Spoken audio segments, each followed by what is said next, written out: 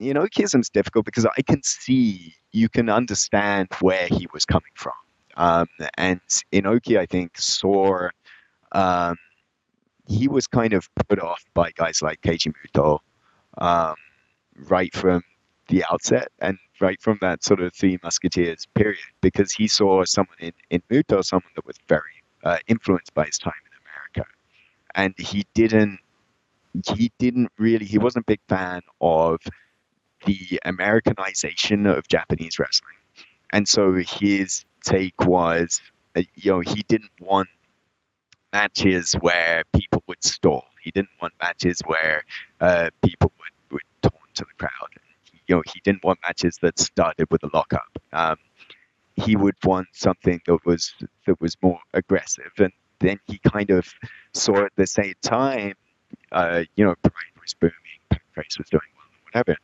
Um, so he's in a way, like, his logic sort of was sound, but he didn't really realize that the audiences were separate. Right, because I think the pro wrestling fans wanted to see them wrestle, and Nakamura, like, for him specifically, at his point in his career, he wasn't that great of a pro wrestler, and I think he himself would admit that.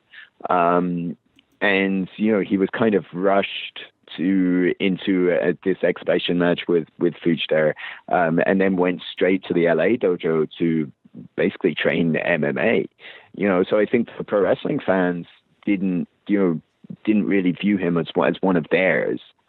Even though Nakamura wanted to be a pro wrestler more than a fighter. So, like, the wrestling fans wanted to see him dedicated and be a pro wrestler. But to the MMA fans, they were saying, well, he's an Inoki guy, so he's a New Japan guy. He's a pro wrestler. If he'd apply himself to be an MMA fighter, then we'd sit up and take notice. So it was like this neither fish nor foul thing. And I think, like, that's where, around that era, UFC would knock on the door of the LA dojo, of course. And, like, so then Lyoto Machida would go into UFC and dedicate himself there, and Nakamura would dedicate himself into pro wrestling, of course. What I liked about the book is that you did a ranking of some of the most major stars of all time, especially like the junior heavyweights and everything. Is there somebody in a certain time period in New Japan, whether it be Nagata in the early 2000s, Tanahashi when he had the torch passed to him, Inoki back in the day, Okada now, somebody that was the most valuable at a certain time for New Japan that they just could not afford to lose? I think I think if you'd taken Tanahashi out right as things were going, then you'd have been really. I think Nagata, you're right. Nagata and Tanahashi, to their respective eras, were key, because with Nagata, like, Nagata was able to bridge that divide in a way, and even though he did, like we said, he got his ass kicked by Fedor or whatever, but there was he managed to gain a measure of respect from the pro wrestling people at the time, and he was this guy that was put in all of these crazy mixed matches on New Japan cards, and with such a diverse array of opponents, and usually dragged a really good match out of them. And for Tanahashi, to be in there in where he was persisting and he was evolving and doing everything right when the business was still bad. He was somebody that really held it together. But where we are now, I think, like, there's more depth and more depth than we might even know, because I think if you look back to 2 years ago, where suddenly we heard Shinsuke Nakamura is leaving, AJ Styles is leaving, Anderson and Gallows as well. That was really a sort of, I don't know if you remember, like, the day when all of that news drops, people were writing their think pieces on how New Japan's going to collapse and go out of business within a year. And the opposite happened, and business went better than ever, because it revealed, like, a Tetsuya Naito. It revealed, to an extent, a Katsuyori Shibata, although that sadly hasn't worked out with his injury.